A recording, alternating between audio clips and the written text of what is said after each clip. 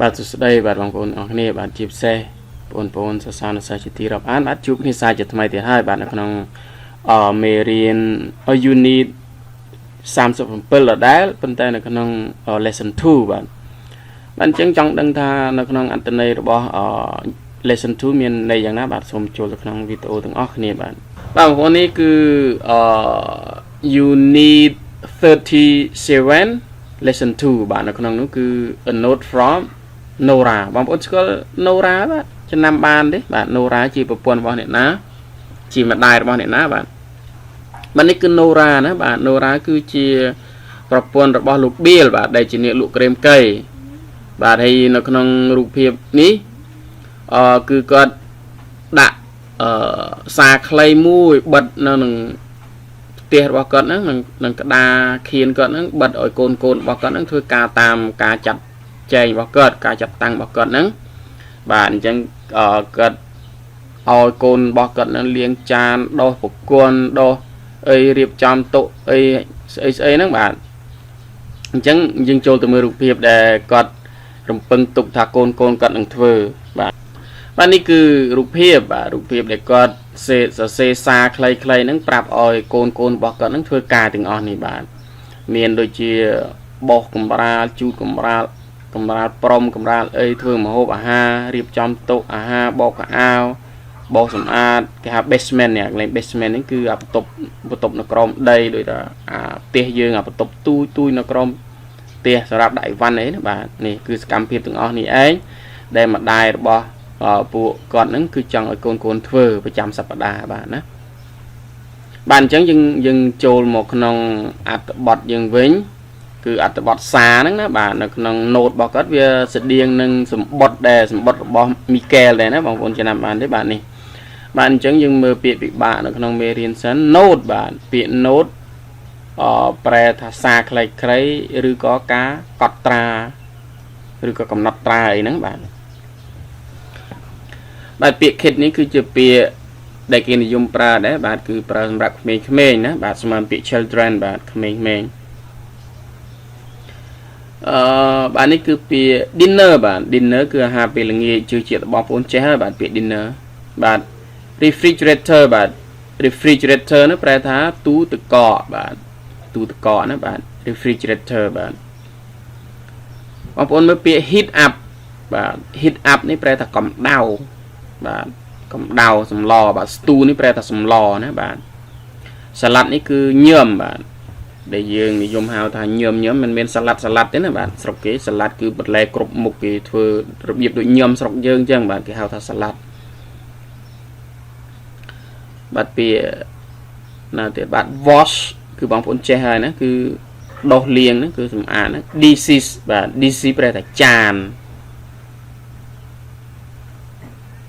បាទគឺពាក្យនេះ chores នេះគឺជាកិច្ចការផ្ទះបាទដូចជាលាងចានបោកកៅអៅដុសជូតស្អីផ្ទះសម្បែងហ្នឹងគឺហៅកិច្ចការផ្ទះណាការងារផ្ទះបាទ chores បាទ allowance បាទនៅក្នុងវចនានុក្រមយើងបើកទៅវានឹងឲ្យយើងអានថា allowance តែយើងអាចអានថា allowance បានណាបាទគឺគេនិយមហៅ allowance ដែរណាបាទមិន allowance តាមវចនានុក្រមទេយើងអាចអានវាថាឬក៏និយាយថា allowance បាទពាក្យ allowance កន្លែងទៅនេះគឺមានន័យថាការផ្ដល់ឲ្យដូចជាម្ហូបអាហារប្រាក់កាសនំចំណីអីហ្នឹងបាទតែសម្រាប់កន្លែងធ្វើការវិញបើសិនណាគេផ្ដល់ allowance ឲ្យមានន័យថាកន្លែងស្នាក់នៅបាយម្ហូបអីចឹងទៅដែលគេហៅថាការផ្ដល់ឲ្យរបស់ក្រុមហ៊ុនដូចជាកន្លែងស្នាក់នៅកន្លែងអីចឹងណាបាទគេហៅ allowance បាទពាក្យ scrub នេះយើងប្រែថាដុសឬក៏ជូតបាទដុសជូតសម្អាតបាទដុសជូតសម្អាត scrub bathroom គឺបងប្អូនចេះហើយគឺបន្ទប់ទឹកណែណាបាទ filthy បាទ filthy នេះប្រែថាកក្រិចកខ្វក់បាទអញ្ចឹងយើងបន្តទៀតហើយពាក្យនេះគឺ vacuum cleaner បាទ vacuum cleaner ហ្នឹងម៉ាស៊ីនបូមធូលីណាបងប្អូនធ្លាប់ស្គាល់ទេបាទម៉ាស៊ីនបូមធូលីបាទបងប្អូនដែលធ្លាប់ប្រើក៏ស្គាល់ហើយណាបងប្អូនដែលមិនដែលធ្លាប់ប្រើបាទនេះគឺ vacuum cleaner គឺម៉ាស៊ីនបូមធូលីណាបងប្អូនបាទ rocks បាទពាក្យ rock នេះប្រែកម្រាលព្រំបាទប្រែកម្រាលព្រំ floor គឺកម្រាលឥដ្ឋបាទកម្រាលឥដ្ឋកម្រាលការ៉ូបាទដូចយើងក្រាលការ៉ូទៅគេហៅ floor ហើយបាទអញ្ចឹងយើងដាក់ព្រំពីលើ rack បាទកម្រាលព្រំបាទ clean up ពាក្យវាអត់ខុសពីពាក្យ clean ទេណាបាទ clean up មានន័យថាសម្អាត mesh នេះប្រែថាសម្រាមបាទ mesh សម្រាម basement បាទ basement កន្លែងនេះយើងប្រែថាបន្ទប់ខាងក្រោមបន្ទប់សម្រាប់ដាក់អីវ៉ាន់បន្ទប់អីណាបាទ basement បាទដូចជាអត់មានពាក្យច្រើនទៀតទេបាទ tool បាទ tool នេះគឺឧបករណ៍បាទ tool បាទឧបករណ៍បាទ sweep បាទ sweep up ប្រែថាបោសបាទបោសសម្អាតបោសសម្អាតបាទយើងថា sweep យើងបោសបាទបោសផ្ទះបោសសំបែងហ្នឹងបាទពាក្យដូចជាអស់ហើយអត់មានពាក្យបាទនេះគឺមួយទៀតគឺ dessert នេះយើងប្រែថាបង្អែមបាទបើ dessert មួយទៀតវាលខ្សាច់អត់មាន double s ទេបាទ dessert បាទវាយើងបញ្ចេញសលេងខុសគ្នាណាបាទពាក្យ piece បាទ piece នេះប្រែដុំដូចថានំសូកូឡាមកដុំអញ្ចឹងណាបាទ piece បាទ hard working ដែលប្រឹងធ្វើការដែលធ្វើការពិបាកឬក៏ដែលខំប្រឹងធ្វើការ hard working mother បាទម្ដាយដែលប្រឹងប្រែងធ្វើការបាទអញ្ចឹងទេយើងអានតែម្ដងទៅបាទព្រោះពាក្យពិបាកនៅក្នុងនេះច្រើនគួរសមដែរណាសម្រាប់បងប្អូនដែលមិនដែលជួបដែលពាក្យដែលខ្ញុំបង្ហាញនេះបាទតែបើសិនបងប្អូនដែលគាត់ធ្លាប់ជួបពាក្យទាំងអស់ហ្នឹងហើយគឺពាក្យហ្នឹងគឺស្រួលទេបងប្អូនណាគឺអត់មានពាក្យពិបាកច្រើនទេបាទអញ្ចឹងយើងអានតែម្ដងទៅបាទណាបាទ a note from Nora listen to Hi kids it's Friday again so I won't be home from work until 9:15 dinner is in the refrigerator PG គឺជាឈ្មោះគេទេណាបងប្អូនបាទ PG you can heat up the stew and make the salad Susie you can set the table Billy and Jack I want you to clear the table wash the dishes and put them away and you can get started on a weekly course no course no allowance Piggy please scrub the bathroom it's filthy Jack you know how to use the vacuum cleaner would you please do the rugs and the floors and you Billy please clean up the mess in the basement I don't know what you were doing down there but left tools all over the place and Susie you can help Billy sweep up Dad will be home around 6:30 why don't you have dinner ready by then okay kids enjoy your dinner oh yes for dessert you can have the chocolate cake but please leave a little piece for your hard-working mother love mom បាទបងប្អូនអានតិនទេបងប្អូនបាទបងប្អូនអាចអានសារចុះសារឡើងដើម្បីវិរត់មាត់ផងណាបងប្អូនបាទពូអត្ថបទក្នុងការសន្ទនាក្តីអត្ថបទអំណានក្តីអត្ថបទអីផ្សេងក៏ដោយគឺយើងព្យាយាមអានវាណាបងប្អូនពាក្យដែលបងប្អូនទន្ទិញចាំគឺវារត់មាត់ហើយប៉ុន្តែដល់ពេលយើងយកមកភ្ជាប់ជា clear ជាប្រយោគនៅក្នុងអំណានក្តីក្នុងការសន្ទនាក្តីតើយើងហាត់អានវាដែរណាបងប្អូនហាត់អានឲ្យបានច្រើនល្អបាទអញ្ចឹងទេយើងប្រែតែម្ដងបាទកុំឲ្យខាត់ពេលយូរបាទ a note from Nora បាទអញ្ចឹងមានន័យថាសារខ្លីៗពី Nora ឬក៏កំណត់ត្រារបស់ពី Nora បាទ Hi kids សួស្តីកូនសួស្តីក្មេងៗគឺសំដៅលើកូនគាត់ណាបាទសួស្តីកូន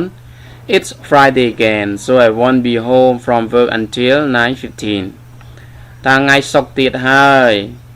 អញ្ចឹងហើយបានជាម៉ាក់អត់ទាន់ត្រឡប់មកផ្ទះទេរហូតដល់ម៉ោង 9:15 នាទីបានគឺ I won't be home from work មានន័យថាត្រឡប់ពីធ្វើការមកផ្ទះណាបាទយើងបាក់ប្រែចឹងទេថាម៉ាក់អញ្ចឹងហើយម៉ាក់អត់ទាន់ត្រឡប់ một tiết tế rồi hút ở mong phần 4-15 tí bạn phần nâng sẽ đạp vô lại ná dinner is in the refrigerator thà HP là nghĩa cứ nó không tu tự cọ nó PG you can heat up the stew and make the salad PG con ai cầm đầu mà hộp hơn nắng thôi nhom phong tâu Susie you can set the table ta Susie con chui riệp chấm tổ hà phong Billy and Jack I want you to clear the table wash dishes and put them away ta Billy hay nâng Jack mặc chăng oi ai nâng sầm áp tổ miền này ta pe dừng nhầm hơi ná nhầm rồi hơi clear the table miền này ta pe là nhầm ha rồi hơi dừng chui sầm áp khné bạn chui sầm áp tổ cả ai tớ liên chan phong hay nâng đạo về sưu nè put them away đạo về tới ngay bạn and you can get started on the weekly chores no allowance chẳng bộ côn ai chập đam thưa ca nghe bị chăm sập đà hơi bờ mình thưa cạp tía có miền lùi cãi đây chẳng gì miền cạp đỏ lòi ấy đây miền no allowance có thà bờ côn cất mình prang thưa cạp tía có miền lùi miền cạp miền một hộp ha ấy đây có chẳng gì chẳng đó bạn no chores no allowance bạn sẽ không được bóng ôn vua cái này nè bạn allowance ra cạp đỏ lòi nữa bạn bờ sơn là cất mình chui thưa ca nghiệp tía phóng thưa mệnh miền một hộp ha miền lùi cãi bờ cất tranh được thưa cà rồi lùi mình chẳng bạn PG please scrub the bathroom it's filthy PG xôm côn sầm đo liêng ở bậc tục thực phong việc cái kịch khăng na check you know how to use vacuum cleaner would you please do the rugs and the floors check miền từ côn tí để check pra machine bơm thủy ly chẳng xôm côn sầm rồi có bơm thủy ly cầm ra prom hay nâng cầm ra ẩn nâng phong and you Billy please clean up the mess in the basement ta hơi có Billy côn có đôi khi đây xôm côn chui sầm ram nó không ở basement nâng phong basement cứ một tục đại văn đó bạn côn chui sầm ở về văn nó không một tục đại văn nâng phong mà ở xôm tôi bạn I don't know what you were doing down there but left tools all over the place mà đừng thà côn thừa vây nào kháng crom nâng tê vấn té côn bàn trâu sầm ram nó cướp tì cái này mình này thà đã bỏ thu nó cứ bỏ lên bỏ ấy đó bạn vấn té côn bàn tục bỏ nó pin cái này nâng từng and Susie you can help Billy sweep up hay Susie cần chân đây côn ai chui Billy bỏ sầm phong nè bạn chui bỏ sầm Billy phong chẳng gì chứ Dad will be home around 6:30 pa Dad នេះគឺសំដៅទៅលើប្តីរបស់គាត់ណាតែគាត់ថាប៉ារបស់កូនឬប៉ាកូននឹងត្រឡប់មកផ្ទះវិញប្រហែលជាម៉ោង 6 កន្លះណោះ Why don't you have dinner ready by then Okay kids ហើយអញ្ចឹងហើយសូមកូនរៀបចំអាហារឲ្យបានរួចទៅបន្ទាប់ពីនឹងណាបាទបន្ទាប់មានន័យថាសូមកូនរៀបចំអាហារឲ្យរួចរាល់ទៅពេលនឹងណាបាទឲ្យបានមុននឹងក៏បានណាបាទ why don't you have dinner ready by then ចឹងនិយាយថាកន្លែងនេះមិនមែនថាហេតុអ្វីបានកូនមិនធ្វើអាហារឲ្យរួចរាល់ពេលនឹងទេអញ្ចឹងអាពាក្យនេះជាពាក្យដាស់តឿនប្រាប់ថាអញ្ចឹងសូមកូនរៀបចំអាហារពេលងាកឲ្យបានរួចរាល់តែម្ដងទៅអូខេទេបាទយល់ព្រមទេកូនណា enjoy your dinner បាទមានន័យថារីករាយអាហារពេលងាករបស់កូនចោះ oh yes for dessert you can have the chocolate cake តើអូមែនហើយបើសិនណាចង់ញ៉ាំបង្អែមកូនអាចញ៉ាំនំឆូកូឡេតទៅ but please leave a little piece for your hard working mother ប៉ុន្តែសូមទុកឲ្យម៉ាក់មួយចំណិតផងណាសម្រាប់ម្ដាយដែលប្រឹងធ្វើការណា but please leave a little piece for your hard working mother បានន័យថាប៉ុន្តែសូមគុណទុកឲ្យម្ដាយដែលខំប្រឹងធ្វើការនេះមួយចំណិតផងណាបាទ love mom ពីម៉ាក់ឬក៏សេចក្តីស្រឡាញ់ពីម៉ាក់បាទអញ្ចឹងបងប្អូនយល់បានទេបាទការប្រែហ្នឹងខ្ញុំជឿជាក់ថាมันជាពិបាកយល់ណាស់ណាទេហើយ បងប្អូនអាចយកទៅរៀនប្រែរៀនអានឲ្យបានស្ទាត់ផងណាបាទហើយក្នុងការប្រែនេះក៏ខ្ញុំក៏មិនប្រកាសថាប្រែទៅវាបានល្អឥតខ្ចោះដោយបងប្អូនមួយចំនួនគាត់គិតដែរតែគាត់ថានេះវាជាថាជាមេរៀនបងប្អូនអាចយកទៅសិក្សាបន្ថែមស្រាវជ្រាវបន្ថែមឬក៏កន្លែងខ្លះអាចប្រែបងប្អូនអាចប្រែយកសេចក្តីឲ្យបានព្រោះ